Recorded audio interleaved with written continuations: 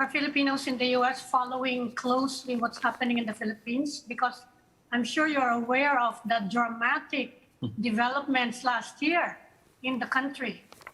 You know, I think you can't take that away, especially for our older Filipino Americans, right? Our Filipinos living in the U.S. I think there is a huge attachment to the motherland, especially when it comes to politics. I hear it. You know, as national chairman of the organization, you have pro-administration. You have folks that are, you know, not really too happy about what's going on in the Philippines.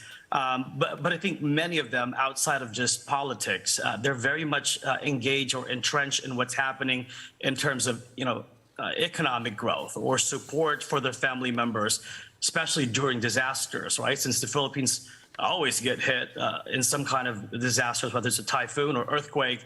So I think a lot of emphasis on that outside of the Philippine politics. Brendan, you mentioned Asian hate crimes. Several Filipinos have been targeted as well, right? And I think there have been deaths. Can you update us on what's happening? Yeah, you know, unfortunately, it is a big case in the U.S. and you know, I wish I can say it's going to stop eventually. But as an organization and really the Filipino American community, we continue to fight for racial profiling and Asian hate, right? So a lot of that has to do with education and self-protection or self-defense. I mean, I'm sure you all have heard several incidents that took place over the past couple of years. You know, a man in New York getting slashed, right? His face, right? Because of Asian hate.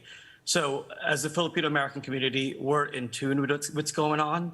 And what we're doing is just really connecting between organizations to provide resources or support. We're also partnering with other Asian American groups to combat Asian hate. And then, of course, with government support, that's also something of critical. And you know, and we do the same exact thing in terms of partnerships and providing resources across the country. Is the Filipino American community satisfied with the U.S. law enforcement response to the problem?